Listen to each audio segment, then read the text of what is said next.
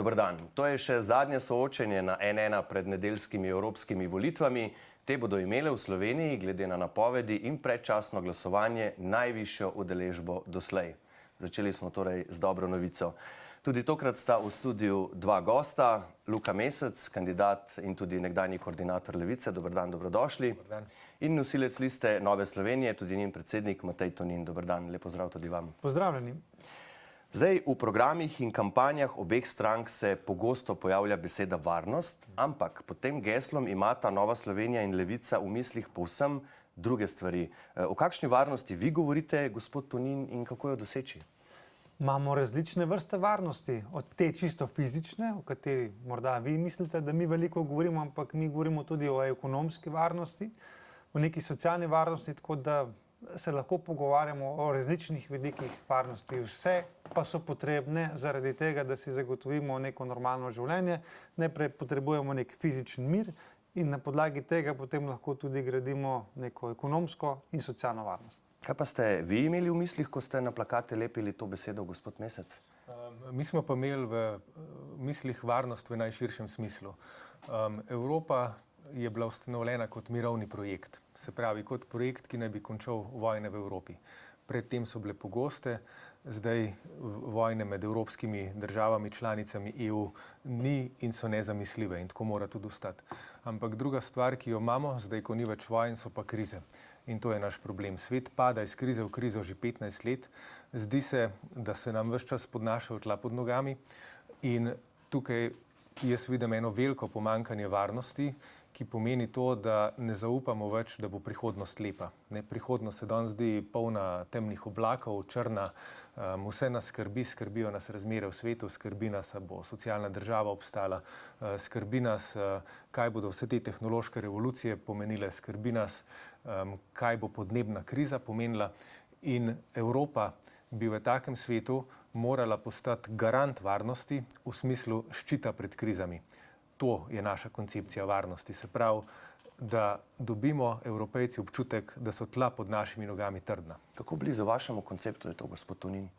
Jaz mislim, da se v tem delu strinjamo, da varnost postajajo različne oblike in da je treba pa tudi priznati, da so medsebojno tesno prepletene. Poglejte recimo, kaj se zdaj dogaja v Ukrajini ali pa če malo sliko zavrtimo nazaj, ne vem, več kot 30 let, kaj se je dogajalo v Sloveniji. Mir je temeljna osnovna dobrina in na tem lahko potem gradimo vse ostale družbene odnose in vse ostale elemente in če tega ni, potem seveda tudi vse ostalo ne more uspevati. Zaradi tega se mi zdi, da se premalo govori in zelo hitro smo obtoženi najrazličnega hujskaštva, če govorimo, da je treba tudi vlagati v to fizično varnost, ker z kredibilnim grajenjem odvračalnih sil potem tudi zagotovimo nek temelj fizične varnosti, zaradi katerega pa potem uspevajo vse ostale stvari. Tako da tukaj, mislim, jaz ne vidim kakšnih velikih razlik, seveda pa najverjetneje obstajajo razlike v tem, kako bi potem gradili to gospodarsko uspešnost, ki pa se bojo potem pokazale bistvene razlike in tudi to socialno pravičnost. Morda tudi pri naslednji temi vi v tem kontekstu varnosti omenjate tudi stanovanja, to je za Levico zelo pomembno. Zadnja poteza vlade v tem predvolilnem tednu je napoved o milijardi v 10 letih za stanovanja do 100 milijonov evrov iz proračuna na leto. Za 20 tisoč stanovanj v teh 10 letih. Vem, da ste tu barantali precej na vladi s temi številkami. Veliko podrobnosti tu sicer še manjka, ampak imata pa obe vajni stranki v svojih programih tudi predloge za evropske rešitve tega vprašanja. NSi predlaga enotni evropski instrument pri nakupu prvega stanovanja, naprimer ugodni krediti, subvencionirano obrestno mero, stanovanjske skupnosti. Gospod Mesec, vi to podpirate? Zdaj, najprej stanovanjska politika te vlade. Sam sem 10 let vztrajal v parlamentu, da Slovenija potrebuje stanovanjsko politiko. Tudi takrat leta 2019, ko smo Šarčevo vlado sodelovali, sem bil iz Levice tisti, ki je sedel z Ministrstvom za okolje več kot pol leta in smo poskušali do stanovanjske politike oziroma do njene zasnove na ravni zakona priti. Takrat je nažalost vlada prepadla, preden bi lahko to dobilo epilog. In takrat sem ugotovil, da za stanovanjsko politiko ne bo druge, kot da nekdo tvega v smislu, kot bi se rekli pri pokru, da gre all in, da rečemo na začetku, tako kot sem jaz rekel in marsikdo me je vprašal, pozdravil, ko smo vstopili v vlado, 20 tisoč stanovanj mora država zgraditi v 10 letih. Ne, vsi so rekli, to je preveč konkretna zaveza, na to si stavil svojo politično usodo svoje stranke, ampak brez takega koraka se to, kar smo včeraj imeli na vladi, ne bi zgodilo. Kaj pa če gremo na evropsko raven, zdaj to, kar sem vas vprašal, koncept Nove Slovenije, vam je ta koncept blizu? Naš koncept je, da je treba graditi stanovanjsko politiko po avstrijskem vzoru in to tudi piše v teh izhodiščih zakona. Se pravi, javna najemna stanovanja za širok srednji razred, razpršena gradnja po državi in država, ki to subvencionira z nizko obrestno mero za izvajalce. Ko se pogovarjamo o nakupih stanovanj, imamo pa tale problem. Če subvencioniramo nakupe, bomo zelo hitro prišli do tega, da bodo cene še bolj zrasle, ker vsa težava slovenskega stanovanjskega sektorja izhaja iz neravnovesja med ponudbo in povpraševanjem. Povpraševanja je neverjetno več, kot je ponudbe, in zato je treba priti z drugimi instrumenti. Prvo gradnja, kar smo dosegali včeraj, drugo regulacija. Tukaj veste, da imamo v javni razpravi zakon o regulaciji Airbnb in tretje obdavčenje. Se pravi, obdavčenje predvsem druge, tretje, četrte, pete in tako naprej nepremičnine.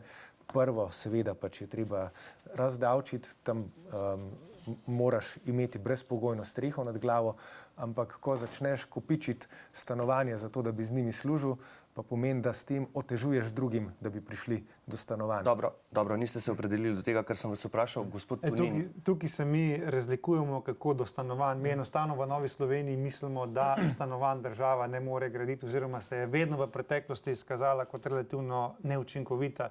Zdaj vlada je napovedala, da ne bi v prihodnjih 10 letih namenila milijardo evrov za izgradnjo stanovanj in da ne bi zgradila 30 tisoč stanovanj. 20. Ja. No, jaz sem slišal 30, ampak če to zdelite za številkami, potem bi mogli do enega stanovanja tam prijeti med 40 in 50 tisoč evri, ker je jasno, da je to precej nerealistično, ampak se ne bom v te stvari spuščal, ker jih to vidim predvsem kot plehke oziroma predvolilne obljube, ki se ne bodo realizirale, kot še marsikatere v preteklosti. Mi v Novi Sloveniji smo prepričani, da lahko mladim zagotovimo stanovanje ne tako, da jim ga država zgradi, ampak da jim vzpostavi pogoje, da bodo oni lahko prišli do tega stanovanja. In tukaj so subvencionirani krediti. Če država lahko kreditira, da ti kupiš električni avto, ti subvencionira obrestno mero ali še za kakšno drugo stvar, potem ni nobenega razloga, da mladim za njihovo prvo stanovanje ne bi sofinancirali tudi obrestno mero. Druga stvar, mi moramo priti do gradbenih parcel, ki bodo primerne zaradi tega, da se bodo lahko stanovanja gradila. Ravno pomanjkanje gradbenih parcel tudi dviguje samo ceno stanovanj. In tretja stvar, mi moramo zmanjšati birokracijo in tukaj pa je treba avstrijski model uvesti tudi v Sloveniji, kjer pride na lokacijo župan, preverja, je tam možno zgraditi stanovanje ali ne in gradbeno dovoljenje je podeljeno. Pri nas pa pač smo črkobralci in birokracija in to vse zavira. Tako da jaz ne verjamem v državo, da bo gradila namesto nas, verjamem pa, da mi to sami lahko naredimo, če nam bo država vzpostavila primerne pogoje. Dobro, gospod Mesec. Ja, zdaj prvo, če se bolj jasno opredelim do subvencioniranja kreditiranja. Problem, ki ga imamo v Sloveniji, je, da je stanovanjska gradnja praktično popolnoma zastala in če bomo subvencionirali kreditiranje, bo to rast cen nepremičnin samo poganjalo. Odgovor je gradnja stanovanj. Drugi problem je, da se stanovanja kot premoženje koncentrira v rokah tistih, ki si danes to lahko privoščijo. In zato je odgovor na to davek, zato da se to ne bo splačalo početi in da bo več stanovanj na voljo za tiste, ki jih potrebujejo za življenje, ne za tiste, ki jih kupujejo za zaslužek. In tretja stvar, se strinjam glede parcel, to je tudi del izhodišč, ki smo jih včeraj sprejeli. Bistveno bomo pospešili pridobivanje gradbenih dovoljenj, bistveno za stanovanja. In pa če smem še milijardo obrazložiti, ta finančna aritmetika zgleda takole. 20 tisoč javnih najemnih stanovanj je strokovna ocena, ki je že 10 let v slovenski javnosti, da to je ocena pomanjkanja na trgu javnih najemnih stanovanj. Zato smo to številko zapisali. Drugo, Milijarda, ki jo bo država dala, je del vložka. Drugi del vložka so komunalno opremljene parcele, ki jih bodo prispevale občine, in tretji del vložka bodo morali javni skladi, neprofitne stanovanjske organizacije in zadruge, to so trije tipi, ki bodo gradili, poiskati pri evropskih instrumentih in pri komercialnih bankah. Se pravi, 1 milijarda je približno tretjina vložka, ki bo prišla v stanovanjsko politiko.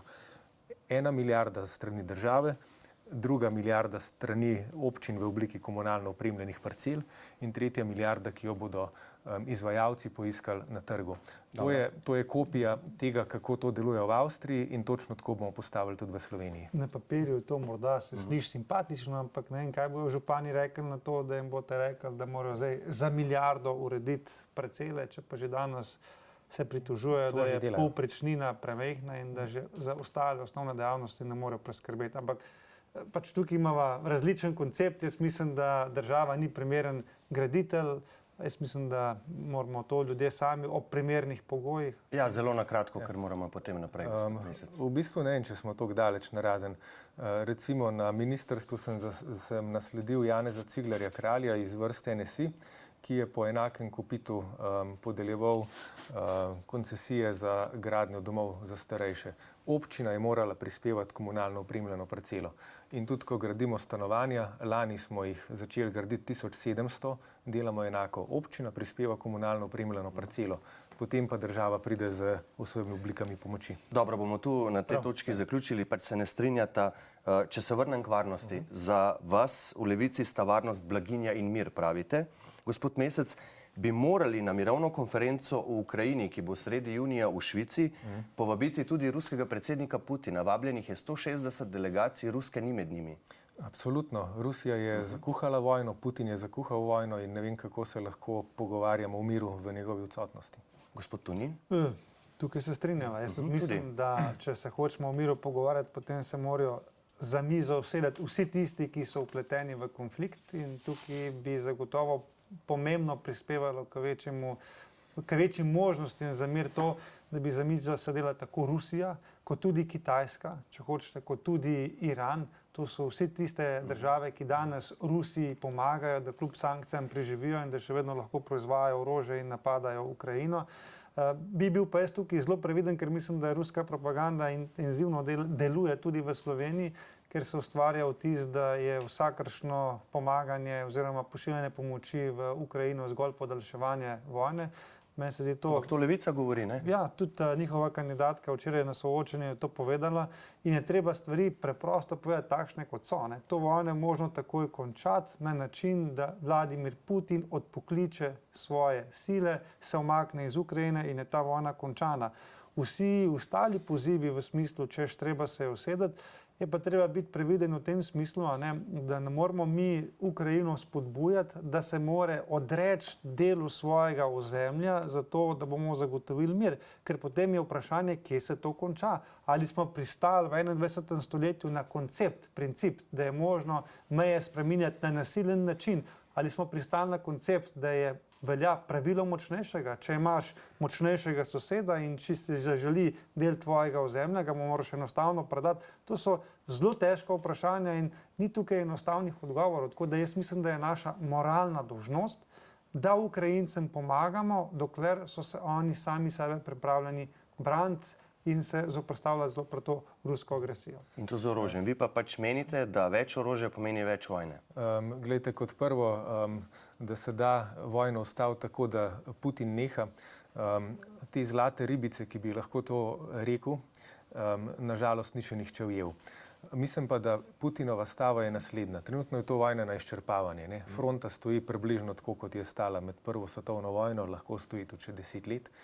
Ampak mislim, da Putin čaka nekaj drugega. On čaka volitve v ZDA, kjer se obeta, da bo zmagal Trump, ki je že povedal, kako se bo obnašal v Ukrajini.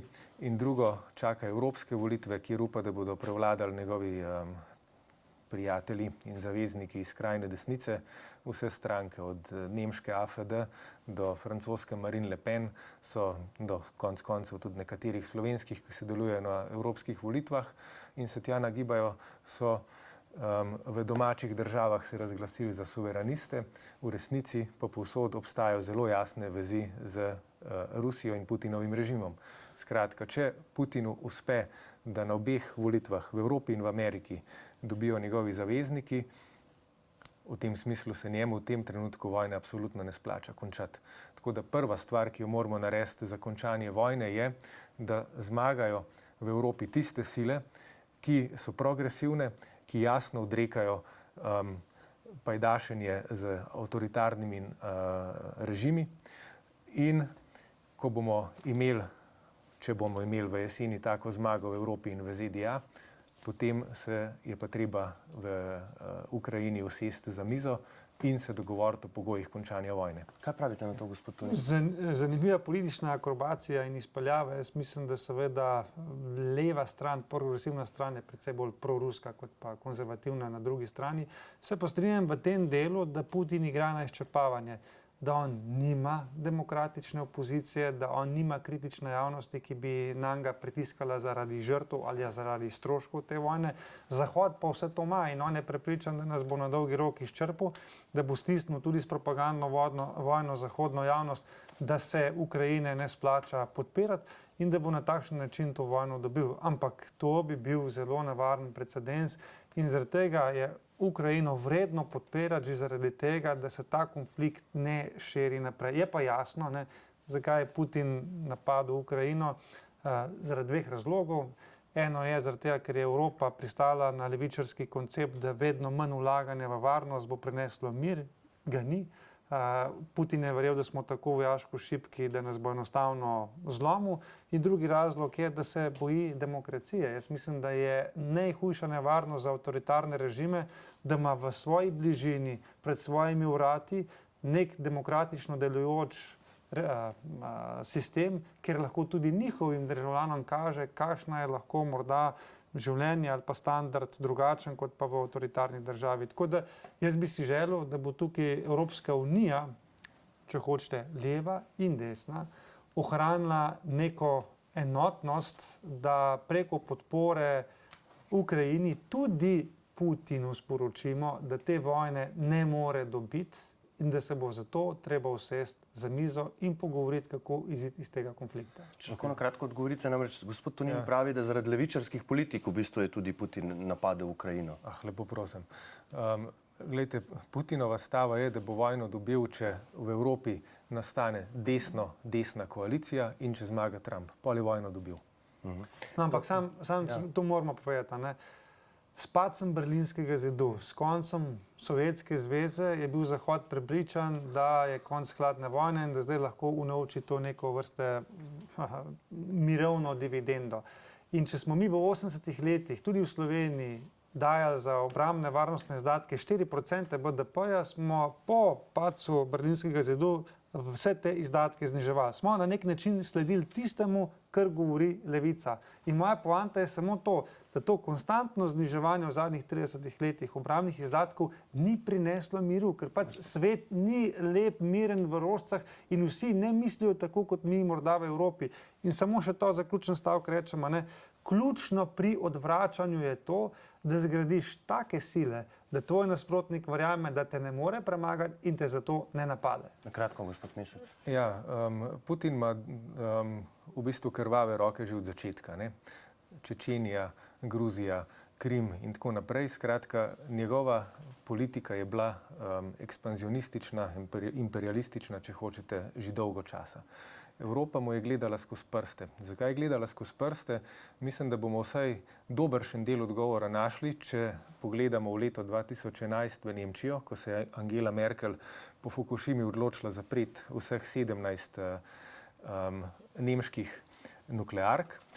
S tem nemško industrijo, ki je bila zadnje desetletje motor Evrope, priklopila na ruski plin in ker je bila odvisna od ruskega energenta, ni bilo pogajalskih pozicij, s katerimi bi lahko na smiselen način postavljali meje. In zdaj imamo kot rezultat tega vojno v Ukrajini in energetsko krizo v Nemčiji, ki se je prelila med korona krizo tudi k nam. Ena od ključnih vlog pri končanju te vojne bo definitivno imela tudi Kitajska, to ste vi tudi že omenili. Gospod Tonin, počakajte samo, da vprašam. Kitajska pa ima recimo tudi ključne surovine za zeleni prehod, tudi je bil ravnokar omenjen. Iz Nove Slovenije je bilo kar veliko slišati o norostih zelenega prehoda, celo eno sejo odbora ste sklicali v Državnem zboru s točno tem imenom. Katere norosti so to? Tista vaša o prepovedi kurjenja na drva v bistvu z Evropsko unijo nima povezave. Govorili ste o prepovedi prodaje novih avtomobilov na notranje zgorevanje po letu 2035. Kaj še?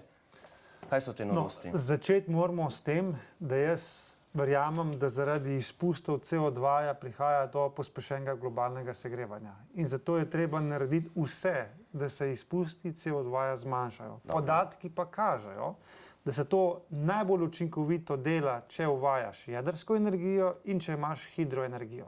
Na drugi strani je bil pa primer Nemčije, ki so izdatno 500 milijard evrov investirali v vetrnice, v solarne panele in se jim izpusti CO2 na proizvedeno kilovatno uro električne energije niso bistveno zmanjšali. Torej, naša poanta je, da parole ne funkcionirajo. Potrebno so konkretna dejanja. Recimo, eden izmed takih norosti je prepoved vozil na klasičen pogon po letu 1935. Ja. Ta prepoved je norost. Glejte, v zadnji energetski krizi v 70 letih Zahod ni prepovedal vozil, ampak je šel v dodatne inovacije, v dodaten razvoj, da so naredili motorje, ki niso več porabili 30 litrov goriva na 100 km, ampak so ga porabili 10. Jaz mislim, da dokončam. Jaz mislim, da ni poanta v prepovedi, ampak v tehnoloških inovacijah. In isto je z drvi, ki ste jih malo posmehljivo tako omenili, ampak to je tipičen tak primer zelene norosti. Ampak v Evropski uniji je lesna biomasa obnovljivi vir energije. Zato pravim, a ne, v Evropski uniji ni bilo nobenega govora o tem. Da bi prepovedali kurjenje na drva, je norost. Namesto tega, da bi pospeševali zamenjavo starih, umazanih peči z novimi tehnološko dovršenimi, ki imajo bistveno manjše izpuste. Dobro, gospod Mesec. Ja, mislim zdaj kot prvo, meni je zelo blizu to razmišljanje, da se postavi tarča, po tem in tem letu se mora to in to spremeniti. Kot je recimo evropski proizvajalci avtomobilov naj do leta 2035 najdejo način, kako bodo namesto dizelskih oziroma namesto avtomobilov z notranjim izgorevanjem začeli proizvajati električne. Meni je to razmišljanje zelo blizu. Na enak način sem jaz ob začetku te vlade rekel 20 tisoč stanovanj. Postavili smo si cilj, zdaj bomo pa našli pot do njega. In tako si Evropa mora tlakovati pot skozi zeleni prehod. Imamo pa resen problem, da nas prehitevata tako Kitajska kot Amerika zaradi pač naše obotavljivosti in zaradi tega, ker se uklepamo vsega, kar trenutno imamo, ampak po letu 2035 bodo ob trenutnih trendih evropski avtomobili z motorji na notranje izgorevanje postali zastareli. Kitajci danes proizvajajo bistveno boljše električne avtomobile, kot jih to zna katerikoli evropski koncern. Preplavili so evropski trg. Smem samo eno kratko repliko tukaj. In prva stvar, ki bi jo morali narediti, je ohraniti ta cilj ambiciozen, kot je, ampak seveda ga podpreti z evropsko investicijsko podporo, zato da bomo pač gigante spodbudili, da lahko ta cilj tudi dosežejo. No, tukaj se kaže ta norost. Proizvodnja električnih vozil je umazana. Več ali manj večino surovin, ki so potrebno za proizvodnjo, obvladujejo Kitajci. In zdaj Evropa reče, da po 2035 ne bomo več proizvajali klasičnih vozil, ampak vsi hočemo iti ali pa hočejo iti na električne. Tukaj bomo padli v novo odvisnost. Če se zdaj borimo, da ne bomo več energetsko odvisni od Rusije, bomo s tako odločitvijo zelo, zelo odvisni od Kitajske. In to so te norosti in zaradi tega jaz pravim, treba je upeljati zdrav razum in namesto, da uvajamo prepovedi, naredimo si cilj, kakšni so lahko izpusti teh klasičnih vozil. In jaz mislim, da je industrija naredila že velik korak naprej in še ga lahko naredi. Torej, inovacije namesto prepovedi. Dobro, gospod Mesec, na kratko, če želite še na to odgovoriti. Treba je zelo jasno postaviti tarče, kako bomo mi zeleni prehod izvedeli do leta 2050. To je nujno, ker to je nujno tako iz podnebnih vidikov, ker Evropa mora postati vodilna v zelenih tehnologijah in treba je z evropske ravni spodbujati tako države kot javni sektor, kot proizvajalce, da temu sledijo. In drugo, ko se pogovarjamo o prometni politiki, tukaj se deloma strinjam, ne smemo se pogovarjati samo o avtomobilih. Ena stvar, ki jo jaz močno pogrešam na evropski ravni, je povezanost preko železniškega omrežja. Kitajska je neprimerno večja država, ZDA so neprimerno večje. V Evropi imamo vse nastavke za to, da bi lahko z letal, ki so velik onesnaževalec, in z cestnega prometa, ki je velik onesnaževalec, prišli na železnice, ki proizvedejo 80krat manj CO2, kot ga proizvedeš, če potuješ z letalom. In tukaj bi moral biti eden od naših nastavkov in glavnih točk zelenega prehoda v Evropi. Ja, v Sloveniji gre pa gradnja železnic zelo, zelo počasi, to pa vemo. Gremo naprej. Po teh volitvah bo glavna tema v Evropski uniji povezovanje političnih sil, tako kot vedno. Kdo bo sestavljal Evropsko komisijo, katere stranke bodo imele večino. Vaša EPP, gospod Tonin, bo poskusila iti tokrat bolj v desno. Zeleni in liberalci izgubljajo, Evropska levica je šibka že zdaj. Gospod Mesec, vi govorite o levo-zeleni koaliciji. Kaj konkretno imate tu v mislih? Samo evropsko povezovanje ali tudi povezovanje za naslednje parlamentarne volitve v Sloveniji in s kom predvsem? Oboje, povezovanje v Evropi in doma. S kom pa? Tukaj lahko povem, da sam bom sprožil pogovor o povezovanju levih in zelenih v Sloveniji. Konkretno vam lahko povem, da bo ena od prvih strank, na vrata katere bom potrkal, stranka Vesna. Ki bo glede na ankete tudi dobila evropskega poslanca gospoda Prebiliča. Kam vi mislite, da bi šla Evropa s to koalicijo, o kateri govori gospod Mesec? Levo-zeleno? Ja, v še večje težave, kot smo zdaj. Zdajšnja koalicija na evropski ravni je seveda bila sestavljena iz Evropske ljudske stranke, socialistov, liberalcev in pa seveda tudi del zelenih je bil zraven. Večinsko je jasno, da je bila to levo-zelena koalicija in zato smo imeli tudi te norosti od tega brezglavega zelenega prehoda. Tako da, če bo ta koalicija nadaljevala s svojim delom, potem lahko pričakujemo pač ogromno parol, ogromno besed, predvsem pa odločitev, ki bodo Evropsko unijo marginalizirali. Če mi želimo biti globalni igralec, potem je seveda jasno, da so potrebne neke spremembe, da mora Evropska unija prej prihajati do svojih odločitev, zlasti na področju obrambne, zunanje in varnostne politike, in da rabimo mi preokreniti stvari pri migracijah, pri zelenem prehodu.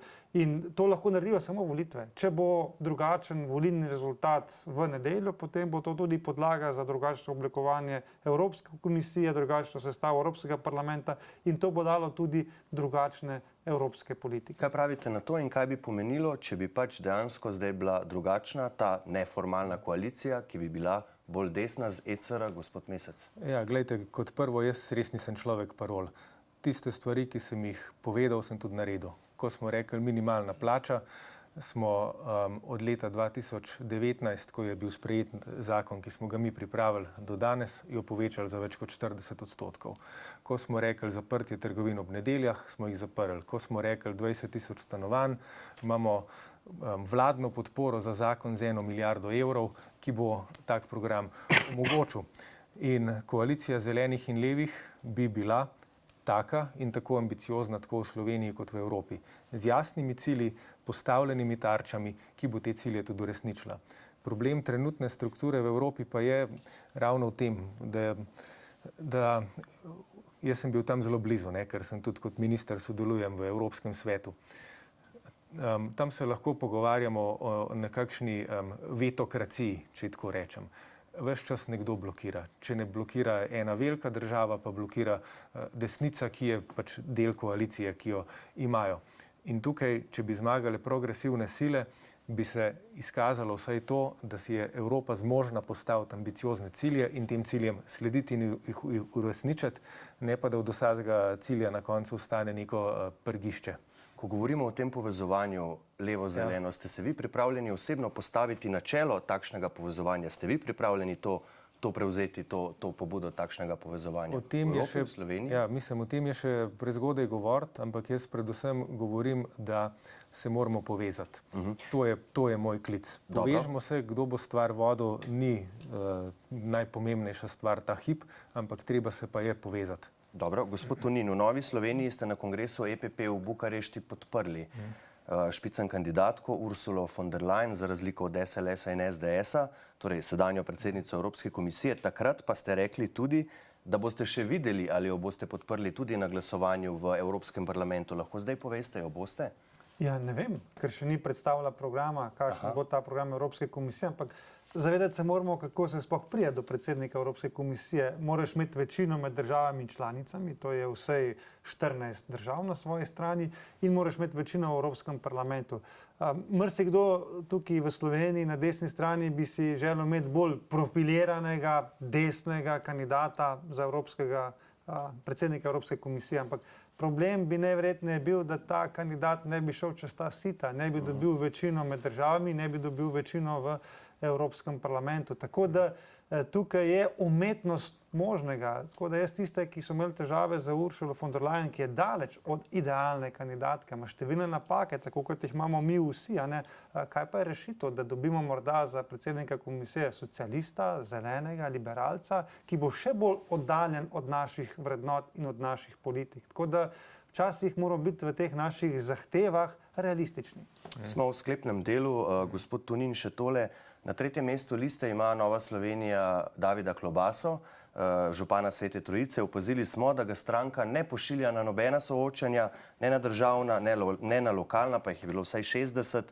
Je to zato, ker je podporil evropsko peticijo za varen in dostopen splav, pa vsa 4 referendumska vprašanja, tudi pomoč pri prostovoljnem končanju življenja, pa bi ga potem na vseh soočenjih o tem spraševali in ste presodili, da bi stranki to škodilo. Gre za poskus utišanja vašega člana, kandidata, ki misli drugače? No, to, kar ste zdaj rekel, ne drži. Ne? Se vprašal sem vas. Če bi to držalo, potem bi za ta stališča Davida Klobasa sploh ne bi slišali. Po tistem ga nismo videli na nobenem soočenju. Ker David Klobasa je hodil na soočenja in zato so tudi ta njegova stališča prišla do vas. Po tistem ne več, ne? Ja, to vam želim reči. Po tistem so se soočenja tudi nekoliko bolj koncentrirala na prepoznavnejše obraze stranke oziroma na nosilce list, tako da tukaj ni bilo nobenih sankcij ali pa kakšnih takih stvari, da bi mu mi prepovedali nastopanje ali pa prepovedali neko udeležbo. Glejte, Lojze Peterle, vaš dolgoletni evropski poslanec in vplivni član Nove Slovenije, je v N1 podcastu Suzano Lovec o Klobasi dejal, da ni nič narobe, če je liberalen, ampak da ne gre potem v liberalno stranko in da če na listi ni neke strankarske linije, potem ne potrebujete stranke. Hočete vi reči, da je naključje, da ga po tej izjavi nikjer ne izpostavljate? Jaz hočem reči, da ko se ti vpišeš v neko stranko, sprejemaš njen temeljni program in stranka smo ekipa podobno mislečih ljudi. Nismo pa stranka ljudje, ki bi v vseh stvarih vsi enako mislili, ker potem ne bi bili stranka, ampak bi bili partija. In pač Nova Slovenija je zelo velika stranka, ima 8000 članov in več in zato razumljivo pričakovati, da pač imajo pri nekaterih temah naši člani tudi drugačna stališča. Ampak on ni samo član, on je župan, on je državni svetnik in je tudi na 3. mestu vaše liste. Bi ga vi vzeli v stranko, gospod Mesec? Mislim, meni je David Klobasa spodoben politik, ga pa preslabo poznam, da bi lahko kaj več o tem povedal. No, ampak glede na ta stališča, ki jih ima? Mislim, ta stališča so obetavna, tako da.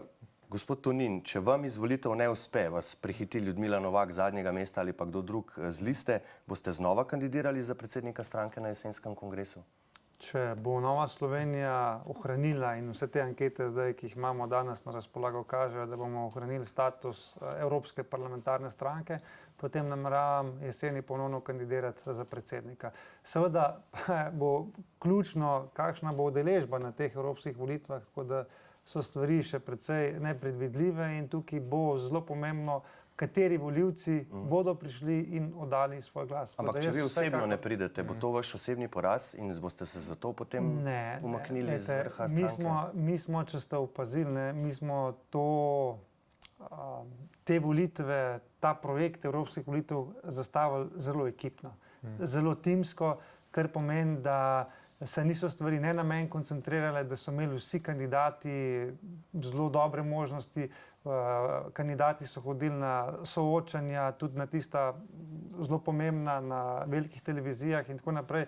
In meni je manj pomembno, kdo je izvoljen. Ključno je, da Nova Slovenija dobi najmanj en mandat in s tem zagotovi tudi zmago desne sredine na tokratnih evropskih volitvah. Gospod Mesec, vi niste kazali nekega velikega navdušenja za kandidaturo, zdaj pa ste na zadnjem mestu liste Levice precej izpostavljeni, veliko nastopate, kar intenzivna kampanja.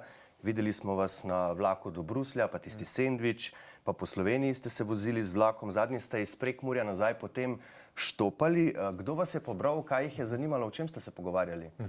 Ja, to štopanje je bilo zanimiva izkušnja, z njo sem pa hotel pokazati na nedopustnost tega, da sem bil štopom iz Dobrovnika, ki je obmejna občina v Prekmurju, v Ljubljani, enkrat hitreje, kot sem bil tja grede z kombinacijo vlaka in avtobusa. Enkrat hitreje. Kdo vas je pa pobral? Pobrala me pa je avtošola Žižek v Dobrovniku, v Murski Soboti pa skupina Romunov, ki je potovala do Barcelone. In o čem ste se pogovarjali? Kaj jih je zanimalo? Migracija. Ja. So o migracijah pogovarjali? Romuni so del Evropske unije, tako da so me pobrali legalni migranti. Sicer pa, če malo pokomentiram, kar ste rekli o moji kampanji. Zdaj, ta kampanja oziroma mesec maj je zame bil predvsem v funkciji tega, da kot kandidat in kot minister prepeljem neke stvari do epiloga. Prva točka tukaj so stanovanja, ki smo jih ta teden uspeli dogovoriti po 2 letih z ministrom za finance in s predsednikom vlade, tako da imamo zeleno luč, da stvari postavimo tako, kot smo si zamislili. Druga točka je Palestina, kjer smo enako, mislim, da naredili velik zgodovinski in civilizacijski korak s priznanjem ta teden. Tretja točka je ponovna vzpostavitev ekonomsko-socialnega dialoga, kjer tudi lahko povem, da smo s partnerji, mislim, da par dni pred tem, da sporazum tudi podpišemo in se ekonomsko-socialni svet postavi nazaj na noge. In pa četrta stvar je seveda podpora mene kot kandidatu listi stranke. Se pravi, glede na te velike dosežke, kolega Luka je skoraj bož do Slovenije ostane. Pa se vam zdi to naključje, da so vse te stvari dali v čas kampanje, gospod Tonin? Treba je koaliciji priznati, da so to kampanjo zelo dobro temperali, da so jo naredili kot klasičen kulturni boj, ki je ljudi zelo razumel in bo zaradi tega tudi nekoliko višja udeležba in višja mobilizacija njihovih volivcev. Sem pa že toliko časa v politiki, da se zavedam, da stvari, ki so obljubljene en teden pred volitvami, in bilo je v tem tednu kar nekaj stvari obljubljenih, se ponavadi potem ne realizirajo. Ampak jaz bi volivcem vsekakor svetoval, da nas ne sodijo po naših besedah, ampak predvsem po dejanjih. In tudi to vlado bodo zagotovo sodili po dejanjih. Vi ste minister za delo, če greste v Bruselj, kaj bo s pokojninsko reformo, kaj s socialnim dialogom, rekli ste, da je ravno kar zdaj šele na ESS-ju spet zaživel, evidencami delovnega časa, drugimi posodobitvami delovno-pravne zakonodaje, ki je eno od ključnih vprašanj tudi v Sloveniji. To boste pustili za seboj po prvi polovici mandata, nekdo se bo moral spet uvajati, navajati, da pride na vrh tega zelo kompleksnega ministrstva. Se vam ne zdi to neodgovorno, gospod Mesec? Ne, na ministrstvu imamo ekipo, ki je vse to delala skupaj z mano. Imam tudi 2 odlična državna sekretarja, ki vsak znata več kot dobro pokriti svoja področja. In v tej ekipi tudi ne bo težko najti naslednika. Druga stvar, vse, kar ste povedali, je pa razlog, zakaj sem na zadnjem mestu na listi, ne pa na prvem. Če bi šel na prvega, bi bilo neodgovorno. Zadnje mesto pa pomeni, da je moja kandidatura predvsem v funkciji podpore. Ampak vemo pa tudi, da na zadnjih evropskih volitvah je bilo vseh 8 evropskih poslancev izvoljenih s preferenčnimi glasovi. Kdo iz vaše ekipe bo pa vaš naslednik potem? Torej nekdo iz vaše ekipe na ministrstvu bo potem tudi naslednji minister, če prav razumem. To me pa lahko v ponedeljek, če bom v nedeljo slučajno izvoljen, povabite še enkrat na pogovor, pa vam takrat razkrijem. Ampak očitno nekdo iz vaše ekipe na ministrstvu, ne, če sem prav razumel. Zaradi kontinuitete ali kako? Pustimo čas v čas. Dobro, bomo videli. Spoštovana gospoda, to je bilo zadnje soočenje na 1:1 pred temi evropskimi volitvami. Gospod Luka Mesec, gospod Matej Tonin, najlepša hvala, da sta prišla in se predstavila. Hvala. Hvala pa tudi vam za vašo pozornost. Seveda na 1:1 upamo, da smo vam s temi soočenji olajšali izbiro v nedeljo. Vsa si lahko ogledate na naši spletni strani n1info.si, pa tudi na YouTubu in pri vseh ključnih ponudnikih podcastov. Iz studija pa le še lep pozdrav in nasvidenje in seveda se vidimo v nedeljo.